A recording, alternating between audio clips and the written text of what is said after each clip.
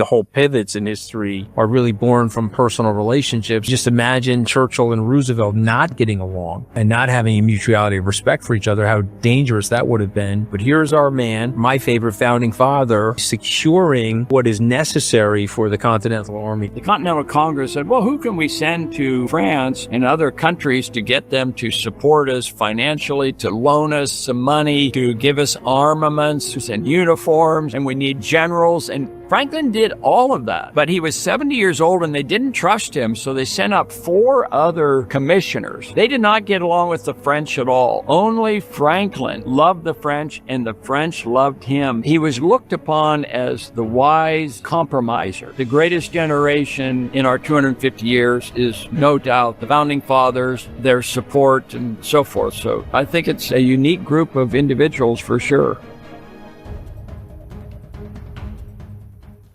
Welcome to Open Book. I am your host, Anthony Scaramucci. Joining us today is Professor Mark Skousen. He is the chair of the Free Enterprise Institute at Chapman University in California. But he's an amazing author. I've read many of your books, Mark. But this new book I think could be your best one. It's the book title, The Greatest American, Benjamin Franklin, the world's most versatile genius. And of course, I read years ago your annotation of his autobiography, which I thought was also brilliant. But Mark, it's great to have you be here with us. But before we get into the book, you're a direct descendant from Ben Franklin. You know, you look a little bit like a $100 bill. Tell us about your relationship with Ben Franklin. Yeah, there's been a long-standing tradition in our family on my mother's side. She's from Pennsylvania, and that we were direct descendants, but we didn't really know exactly our genealogy until my wife and I went to Philadelphia. We discovered a will written by the grandson of Benjamin Franklin. His name was Louis Bache, through his daughter, Sally, and turned out that it was through he had 2 natural born children, meaning illegitimate children. So the Franklin tradition of having an illegitimate child continued. And so we're a 6th generation. I'm a 6th generation grandson of Benjamin Franklin. And, so I've had an interest in Franklin, and, I'm part of the family. We meet every 5 years in Philadelphia. We'll be meeting next year. So, it's nice to have that kind of relationship. I don't think I've inherited a lot from Franklin. We're both left-handed. We have both written, he wrote Poor Richard's Almanac, which, with a bunch of one-liners. And I've done similar with the Maxims of Wall Street. So we have interest in finance. I like him. I worked for the government, but he's definitely, a cut above, my achievements, and really a cut above almost everybody's achievements. I came up with 22 careers that, he had. So he was the jack of all trades and the master of most. You know, my favorite book is actually Fart Proudly. Have you read that one?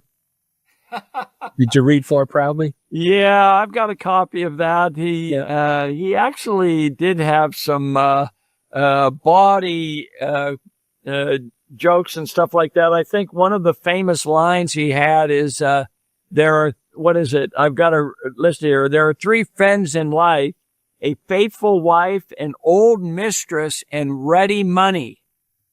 Right. And you're going to need ready money when you have both. Right. Amen. Amen. God bless him. So let's talk about this. Okay. He was a public servant. You describe him in the book as a cunning chameleon. We'll get into a little bit of that. He's a family man, but he was also a womanizer. He's a scientist, arguably the best self-promoter of the founding fathers. But he was also a cunning political operator.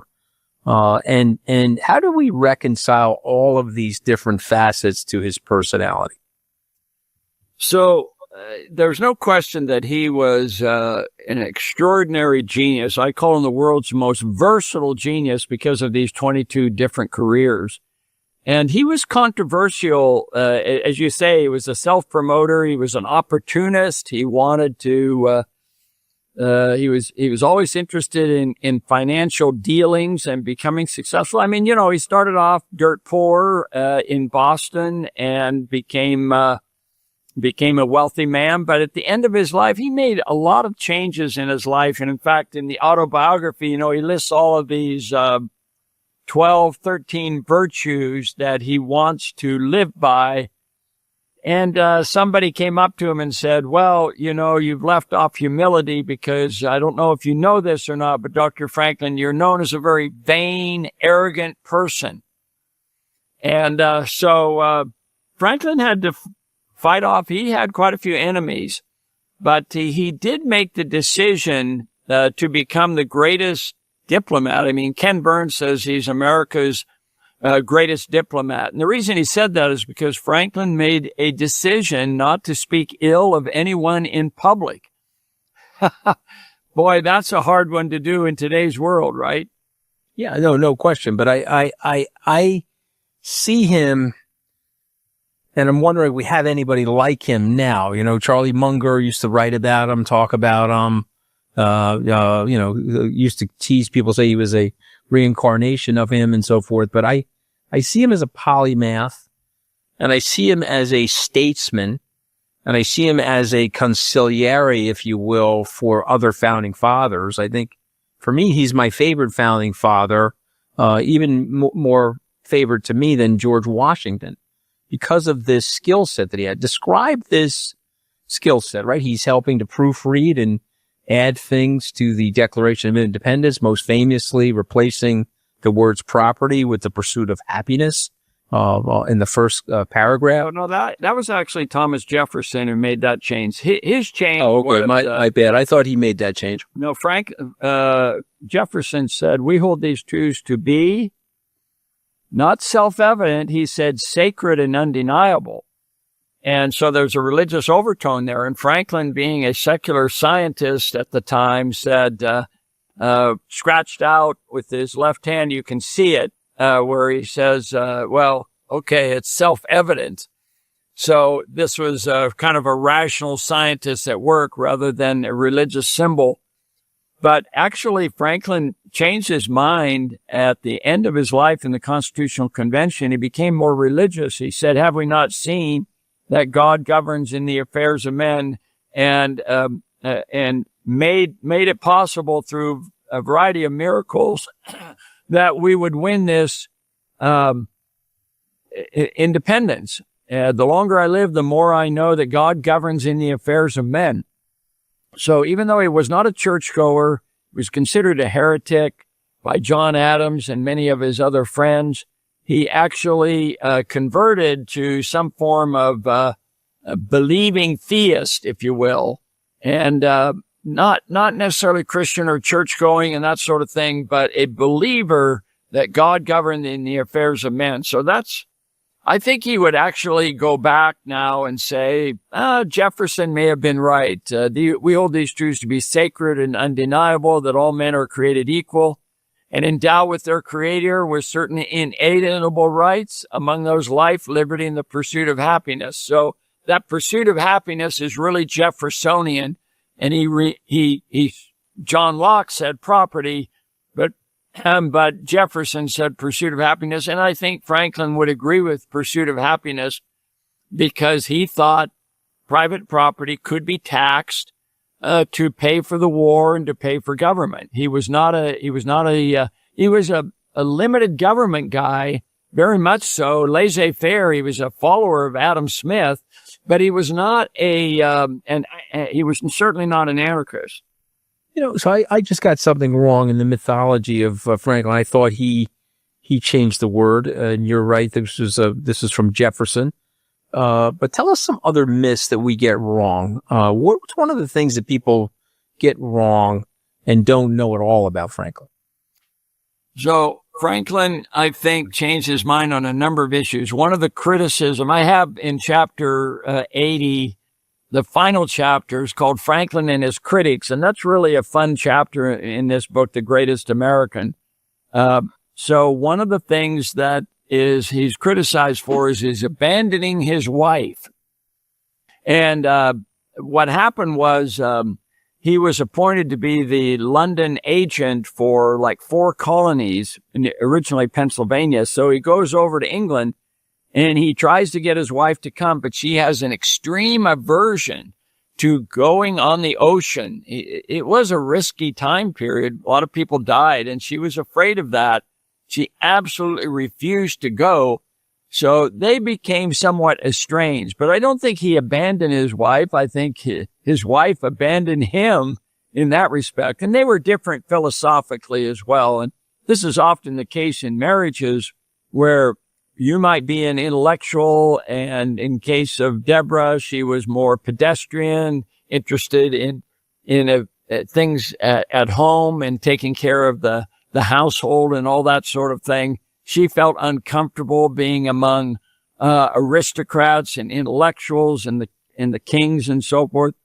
One thing that was really cool about Franklin is that he's the kind of person, you mentioned he's your favorite founding father. And I think a lot of people would feel more comfortable having lunch or a beer with Ben Franklin, because he would say he had an illegitimate child and he had that errata in life that he tried to reveal. If you asked George Washington, why didn't you have any children, he would think that was inappropriate. If you asked Thomas Jefferson, well, what's your relationship with Sally Hemings, your slave? He would take great umbrage and refuse to answer that question. Franklin was very frank and willing to make those kinds of statements. He also talked about another change. He did originally own some slaves. They were servants, not a plantation like Jefferson or Franklin or like Washington. But he had several servants who were slaves. But in visiting the Negro School of Philadelphia with Reverend George Whitfield, he said, I discovered to much amazement that the black kids were just as bright as the white kids. And so that was his journey. And at the end of his life, he was an abolitionist and was the president of the first Philadelphia Society to abolish slavery. So that's a big change too, but he has been criticized for being a slave owner. But look at the difference between him and Jefferson and Washington, who never freed their slaves until after they died. Going online without ExpressVPN, it's like putting a sign on your front lawn that says, hey, I don't lock my front door. You wouldn't do that in real life, so why risk it online? Every time you connect to public Wi-Fi, airports, hotels, coffee shops, you're basically handing your personal info to anyone with the right tools. A hacker with $20 of gear or a smart kid with too much time could grab your passwords, bank logins, or worse. That's why I use ExpressVPN. It creates a secure encrypted tunnel between your device and the internet, so no one can snoop or steal your data. It's fast, ridiculously easy to use, just one click, and works on every device I own. I've used it in airports, hotels, even coffee shops just down the street, and I never worry about who's watching. I use this, and you should too. Online security is too important to gamble with. Secure your online data today by visiting expressvpn.com/openbook. That's expressvpn.com/openbook to get up to 4 extra months free. expressvpn.com/openbook. So there's some great stories about Franklin in your book. Let's go to the Franklin as the diplomat. Let's go to his contribution to the American Revolution and his influence on the French government, and how was he able to manifest that? Tell us a few stories there. So I'm glad you brought that up, because he was 70 years old after signing the Declaration of Independence, and the Continental Congress said, well, who can we send to France and other countries to get them to support us financially, to loan us some money, to give us armaments? We desperately need arms and uniforms, and we need generals. And Franklin did all of that.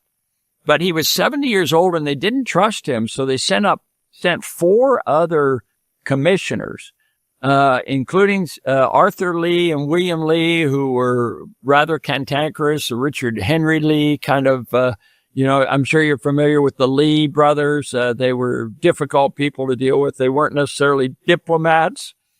And then John Adams, and he brought his wife Abigail, and they did not get along with the French at all. Only Franklin loved the French, and the French loved him because he was a scientist. He was the most famous American at his in that time period, and they adored him. And he came across as a rustic, his coonskin cap and that sort of thing.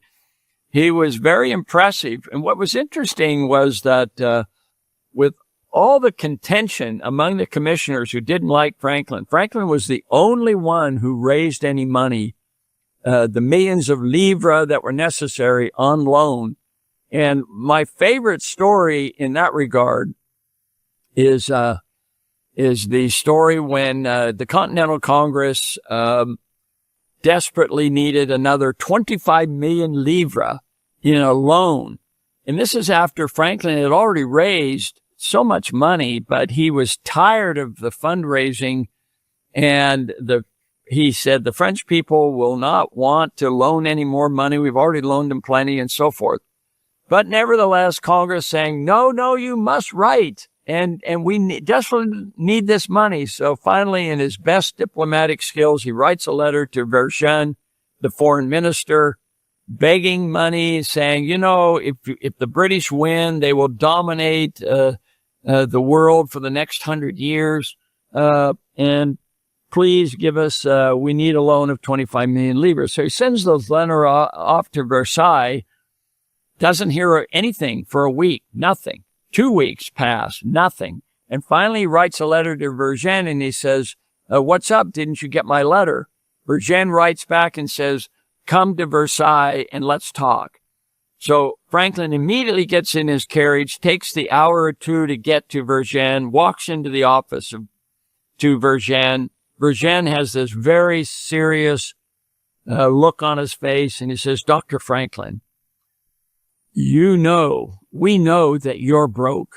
We know that you're not only, you won't even be able to pay the interest on the debt, let alone the debt. And not only that, Dr. Franklin, but we're broke too. We can't loan you any money. We don't have any money in the treasury. So I'm sorry, Dr. Franklin, we cannot loan you your 25 million livres. And then he paused and he looked straight at Dr. Franklin. He said, but because of your love of the French people, and because the French people love you and the King of France, Louis XVI, loves you as well, he has decided to give you, not as a loan, but as a gift, out of his own personal account, 6 million livres. Now, Anthony, that's what we call fundraising. He was a fundraiser extraordinaire. No kidding. And I think people sometimes forget that the whole crux of history, the whole pivots in history are really born from personal relationships and are born from the ability to just imagine Churchill and Roosevelt not getting along and not having a mutuality of respect for each other, how dangerous that would have been 80, 85 years ago. But here's our man, our my favorite founding father. He's securing what is necessary for the Continental Army to beat back the British Army. And I think it's something people look. We give Washington praise for his command of the army, but you need the money and you need help from Lafayette and others to get the job done. So this is something that you bring up, which I love and adore about your book. Can you talk a little bit about his modernity? He was a modern mind before we started talking about that, before the evolution of Freud and all the other people that discuss modernity. I feel like he led them. He was 100 years or so before them. Yeah, and I just got an email from Joel Wade, who's a philosopher and a motivational speaker, and he wrote the following: Ben Franklin is the ultimate example of a generative individual. His philosophical, scientific and political impact is still felt today, resonating throughout American culture. So that's exactly the issue that you're bringing up. And in writing this book, and by the way, this is not a biography of Ben Franklin. This is 80 short chapters on how to apply Franklin's views in his life and his experiences to today's issues, whether it's business, personal finance, investing. He had all these, he went through 2 world wars, depressions, banking crises, hyperinflation of the continental currency. He suffered all the things that you and I have gone through the booms and busts of today. So the first 30 or 40 chapters is on his personal finance and how he survived. And he ended up in his life saying, as the years go by, I want to be known when I die as I provided a useful life and didn't just die rich. So there's a lot to be said for that. But in today, if he were alive and he wanted to live 2 to 300 years later, and that would be now, and he would be the first to enjoy the new technologies. He would be texting. He'd have a cell phone and HD television and streaming and all of this and AI and all that sort of thing. But he would be appalled by the size and scope of government, by the national debt, which he felt needed to be paid for and be reduced. But he's very modern in the sense of he would favor a central bank. He loved big cities, commercial life.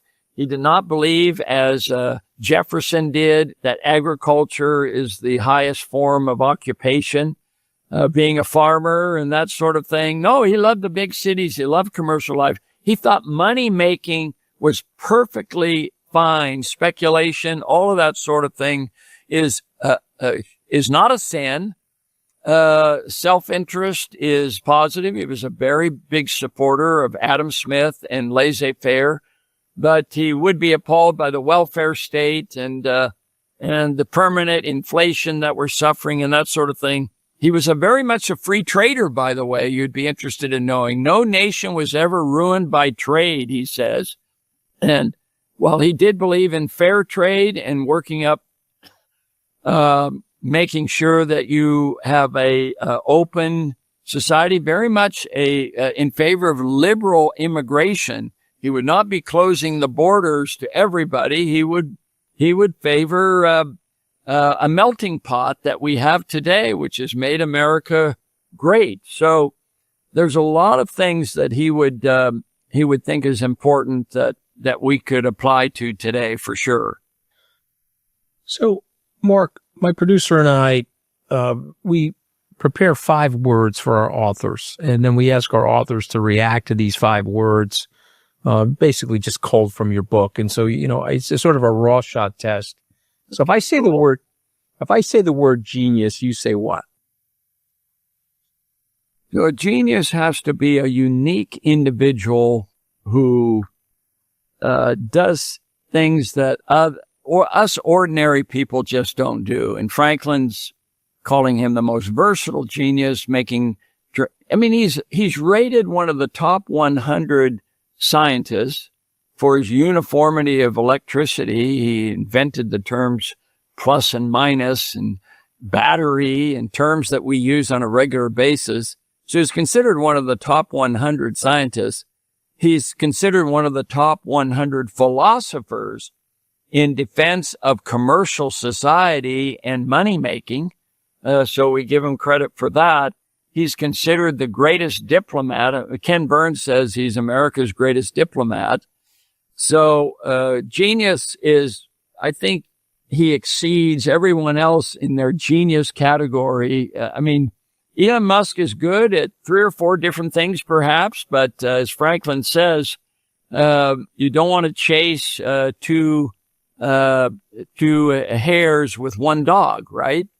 You got into trouble by getting involved in politics. So Franklin got involved in politics, investments, business, speculations, diplomacy, science. So that's a pretty incredible definition of genius, I think. I think it's very well said. What if I say revolution? You say what? Franklin became a revolutionary older in his age. Revolution means a transformation of society. And there's no question that the Constitution, which Franklin was a big supporter of, he signed the Declaration of Independence, and then he was and 56 delegates signed the Declaration of Independence, but only 39 signed the Constitution because of the controversies of what was happening. Franklin was such a fan of the Constitution. He sent it to all of his friends in England and Germany and France and Italy and so forth. So he thought America was going through a revolution that would revolutionize the entire world and not just America. Let's go to the two words, founding father. Well, he was a generation older than all the founding fathers, 30 years older than George Washington, Thomas Jefferson, or John Adams. So he was considered the wise old man who was frail physically. He suffered from the gout and the kidney stone and old age. But he was looked upon as the wise compromiser. And the older he got, the more he was willing to compromise and change his mind on things. He changed his mind on religion. He changed his mind about slavery. There were a lot of things that he would change, and he changed, and he used to be a loyalist and now is a revolutionary. So but the founding fathers together, almost all the historians agree that they were the greatest generation. We talk about the greatest generation after World War II, but the greatest generation in our 250 years is no doubt the founding fathers and their support and so forth. So yeah, I think it's a unique group of individuals for sure. If I say the word American, you say what? He certainly believed in American exceptionalism, that America was leading the world in this revolution and this enlightenment. And in fact, Alan Greenspan, who we all know is the former Fed chairman, wrote a book, Capitalism in America. And in it, he said that Adam Smith, America symbolized Adam Smith's system of natural liberty better than any other country. And the biggest promoter of Adam Smith in America was Ben Franklin for free trade, laissez-faire, limited government. He made two statements that are very American, I think. He said, a virtuous and industrious people may be cheaply governed. So cheaper and better government is Ben Franklin and Adam Smith's slogan. His other last word. I'm going to give you the last word. The two words. Ready? Benjamin Franklin. Benjamin Franklin, I've listed. Of course, I'm a direct descendant, so I'm prejudiced, but I consider him the greatest American, and he was thought so by a number of historians. It's one I'm very proud of being a direct descendant, and particularly the fact that he changed his mind to a more modern view, liberal-minded, open-minded, willing to debate people in a civil manner, and it's one we can look up to. So I believe my book, The Greatest American, it should be taken down from the bookshelf, from the nightstand, and put on the coffee table. The Greatest American, Ben Franklin, the world's most versatile genius, and see what people think. But I suspect it unifies people better than any other founding father. Well, I love your book. I love you. You and I know each other a very long time. Even before we met, Mark, I was a devout subscriber to your newsletter. Okay, I think you're an investment genius, and I bought all of those Austrian economic textbooks 30 years ago that you recommended. What's your next project, sir, before we go? Well, I'm actually Not sure. It's always a tough decision on what to do. Right now I'm just doing a book tour and spending time talking about Franklin. It's the 250th anniversary. So one of the things I'm working on with C-SPAN is to do the 4 best-selling books in 1776. Do you know what they are? Tell me.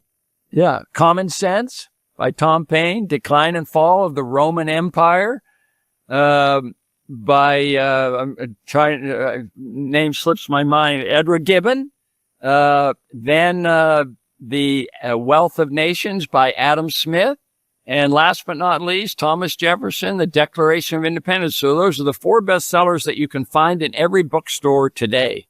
And so we're going to have a C-SPAN coverage with Peter Slynn on those 4 books. So that should be a lot of fun. That's for the celebration of the 250th anniversary of our country. Well, Mark Skousen, the title of the book, The Greatest American, Benjamin Franklin, the world's most versatile genius. It's out now, and we greatly appreciate you joining us today on Open Book.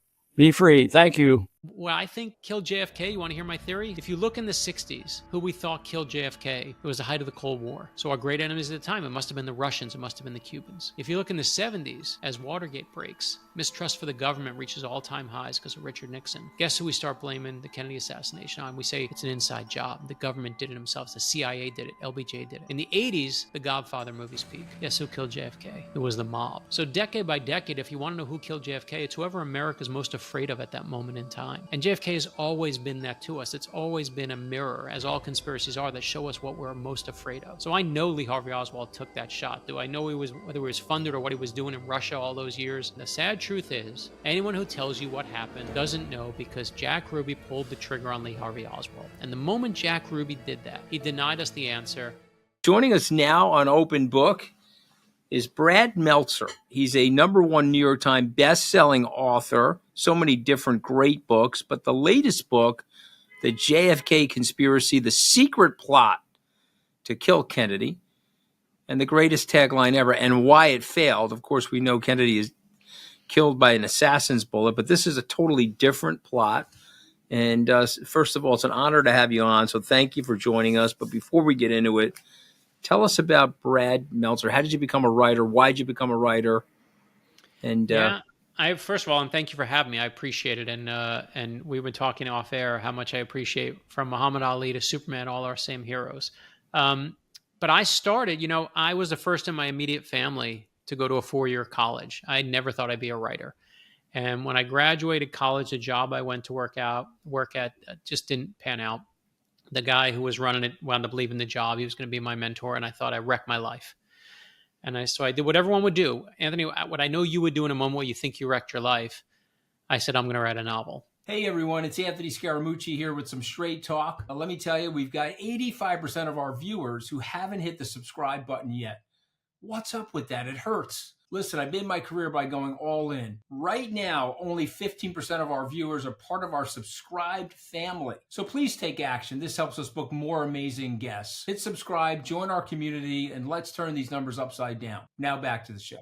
And I didn't know what I was doing, but I just thought everyone has one story in them. So I wrote my first novel. My first novel got me 24 rejection letters.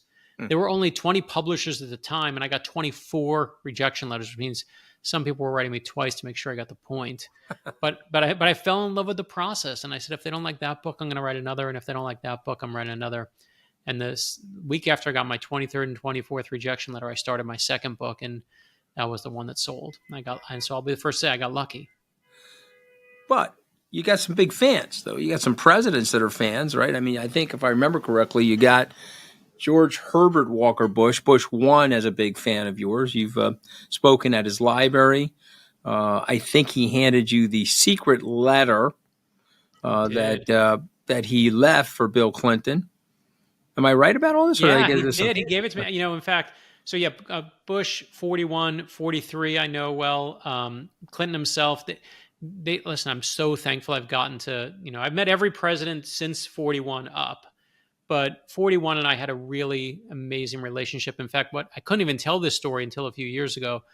But when he was dying, what no one knew and we couldn't say at the time was they were bringing his favorite writers to come in and read to him on basically his deathbed. And I got the call. And I was in Kennebunkport, Maine. I went down there to the compound, and my wife and I are there. Secret Service say to me, listen, Brad, he's sleeping a lot right now. He's going to fall asleep 5 minutes in because he's sleeping most of the day at this point. So just read to him for 5 minutes, 10 minutes, and say goodbye. I said, you got it. Honored to be here. Secret Service leave. It's just myself, my wife, President Bush, and his service dog, Sully. And I can see he has a stack of books on his desk. And one of them is my book, The First Conspiracy, a nonfiction book about a secret plot to kill George Washington. And he and President Clinton have both given me really beautiful blurbs in it. They had early copies of it. But this one looks like it's been read, I can't tell you how many times. It's dog-eared.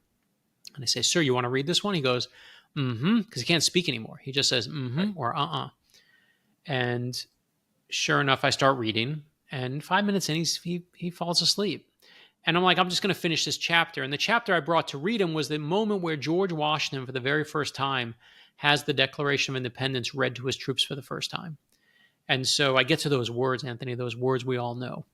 We hold these truths to be self-evident, that all men are created equal. And in that moment, President Bush's eyes pop open, and he's just locked on me, wide awake.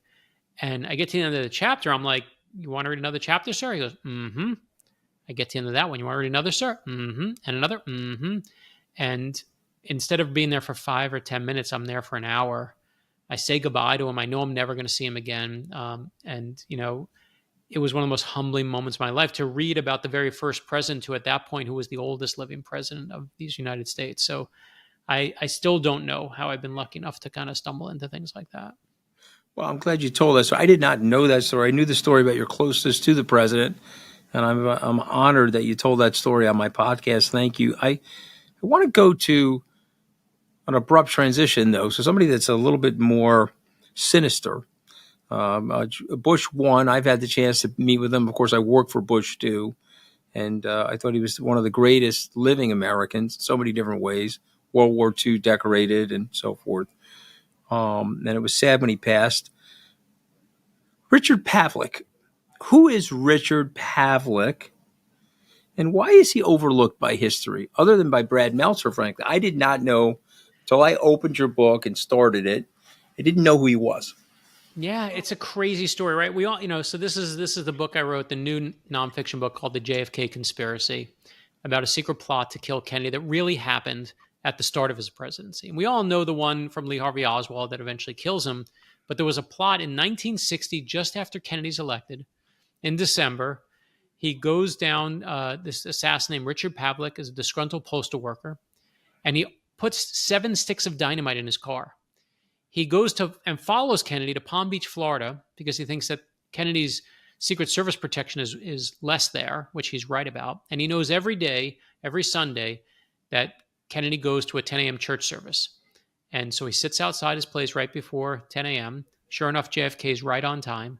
JFK comes out to his car. All Pavlik has to do, this assassin has to do, is hit the gas on the car, hit the little trigger mechanism he's built, and truly, Anthony, boom, will go the dynamite. And I won't ruin the ending. I think I just ruined chapter 1 of the JFK conspiracy, but that's chapter 1. But what saves his life in that moment, what saves JFK, is one of the most crazy JFK stories you've never heard in your life. And it all really happened. And the reason you don't know the story, because I was like, how does no one know this story? It was a huge story in Florida where it happened. It was about to go nationwide. And the day it was going to go nationwide, there were 2 airplanes that crashed over New York City. And when they crashed, everyone died on board, both planes, except for one boy. This one young boy is a sole survivor. And America becomes obsessed with this kid. And all the attention swerves to this kid. And so Richard Pavlik's story with JFK and trying to kill him becomes a footnote to history, until Josh Mention, my co-writer, decided to write the JFK conspiracy. And then, obviously, we started telling the full story about it. It's interesting. You know, Farrah Fawcett died on the same day as Michael Jackson. And, of course, we remember her fondly, but it was her death was eclipsed by his. And this stuff happens. It's right. It's a media Bigfoot, as we say, right? But what talk about the First Lady for a second, because you guys write beautifully about the First Lady, you and Josh. Take us through her influence. What surprised you most about Jacqueline Bouvier, a fellow Long Islander of mine, Yeah, Jacqueline she is. Bouvier Kennedy. So here's the thing: is we've turned the Kennedys. We know them as like the perfect husband, the perfect wife, the perfect hair, the perfect teeth. She's got perfect style, and they got the compounds, and it's a cliche. We turn them into a cliche, and they're far more complex than that. And what stole the show when we were writing the JFK conspiracy, what stole the show was Jackie Kennedy. And I didn't know much about her. Again, I just knew her as like the most beautiful first lady who redoes the White House and just has all the charm and everyone loves her. And she's so amazing. And because you see what she has to go through. Because JFK, we start the book with his World War II heroics. He's this amazing war hero. He hits a PT-109, a Japanese destroyer, like blows his boat to bits. And he puts a member of his, one of the other sailors on his back, swims for miles with this unconscious guy on his back. And it's JFK's awesome, amazing hero. In fact, when he gets his honors and gets honored as a hero, he can leave World War II. And his father's like, "You're done, son. Let's take it home. You won. You survived. Let's go." And JFK's like, "No, I'm not done. I'm not having my dad make an excuse for me. I'm going to go and actually fight and do more good." And so you're like, this guy's the greatest guy in the world. And then he marries Jackie. And when they're engaged, one of JFK's closest friends goes up to Jackie and says, "Jack likes women." And basically says to Jackie's face, he's going to sleep around on you. And I won't ruin it. You'll see all the affairs that we talk about in the book. But Jackie has to deal with this guy who, is JFK the greatest, amazing war hero who gives us idealism and takes us to the moon?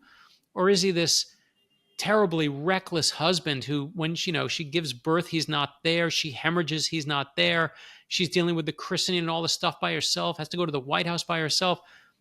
Is he good? Is he bad? Is he a little bit like all of us, a little bit of both? And Jackie is the one who just struck me as she's the one holding the ship together. Man, it's beautifully written. And also she also protects him. Honestly, she protects some of the philandry by presenting herself and her family as something that they're not, which is... Not only that. No, you're exactly right.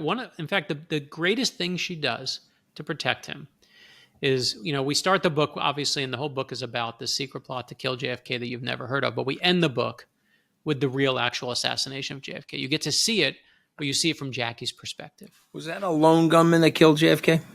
Depends who you want to talk to. Let's talk about that in the next question, because we should talk about that. So we do the whole ending, we do the whole finale of, you see it from Jackie's perspective. And when I was researching the book, I'm like, where's Camelot? When does Camelot enter the picture here? Everyone associates Camelot with JFK and the Kennedy administration. And what I finally realized and figured out is it doesn't enter while he's alive. It's after he dies. When his brains get splattered all over his wife's beautiful purple dress, it's a disaster, obviously, affects the whole country. And everyone wants an interview with Jackie.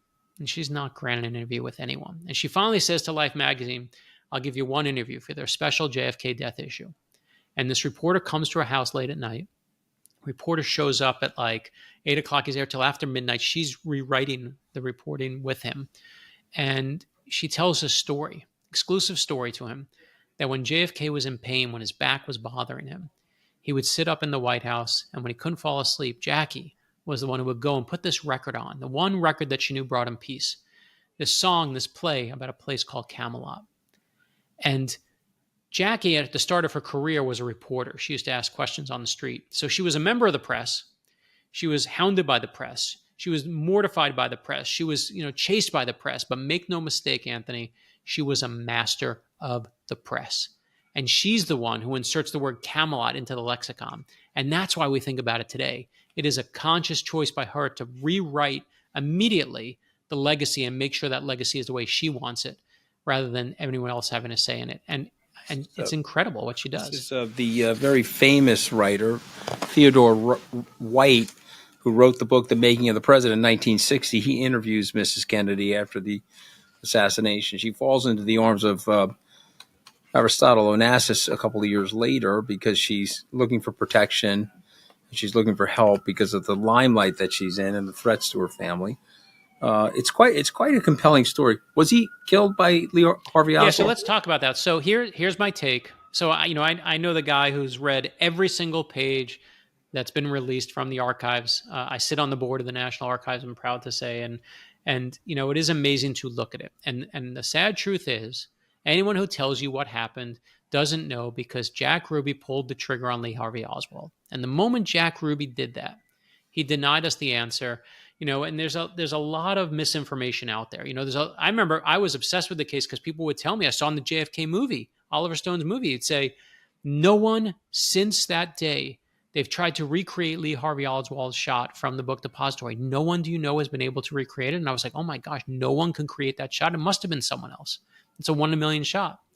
Except that's not true. That shot's been recreated dozens of times by Marines. In fact, good Marine sharpshooters have to shoot from that distance regularly. And why did Oliver Stone do that? He said he purposely put misinformation in his movie about JFK to offset the misinformation that he used to see in the Warren Commission. So my answer is, don't get your history from Hollywood movies. As for what I think killed JFK, you want to hear my theory? So if you look in the 60s, who we thought killed JFK, it was the height of the Cold War. So our great enemies at the time, it must have been the Russians, it must have been the Cubans. If you look in the 70s, as Watergate breaks, mistrust for the government reaches all-time highs because of Richard Nixon. Guess who we start blaming the Kennedy assassination on? We say it's an inside job. The government did it themselves. The CIA did it. LBJ did it. In the 80s, the Godfather movies peak. Guess who killed JFK? It was the mob. So decade by decade, if you want to know who killed JFK, it's whoever America's most afraid of at that moment in time.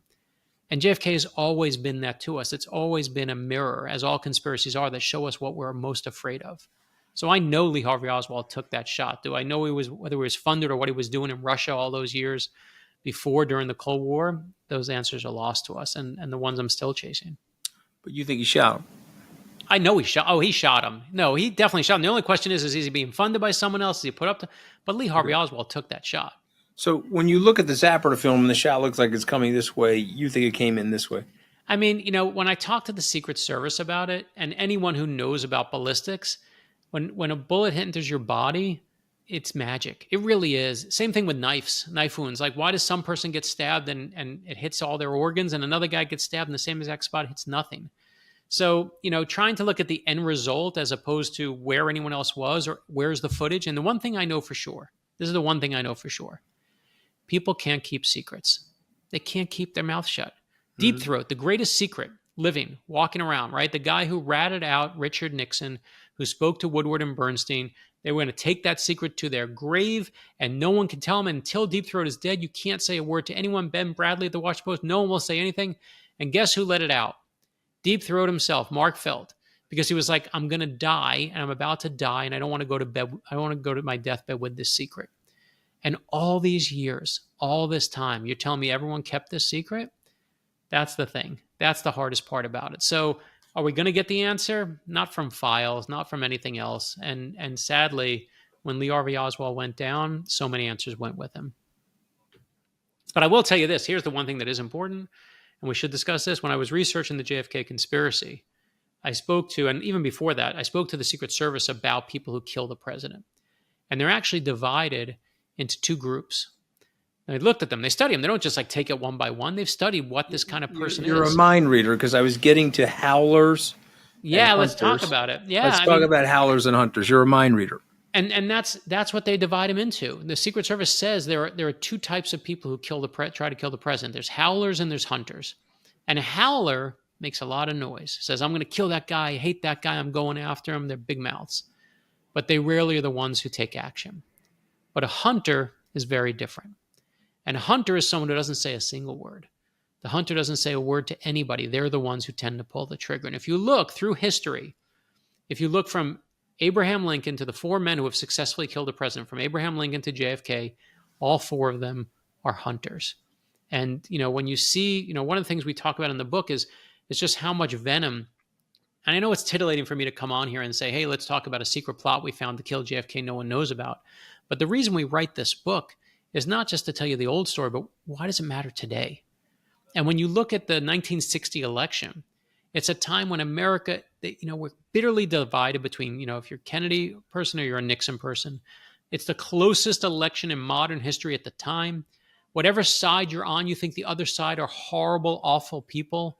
Does that sound familiar to you, Anthony, right? I mean, it's just exactly where we are now. And when you drudge up that much venom, when you drudge up that much hatred, you can't be surprised when someone gets activated. And in JFK's case, it's this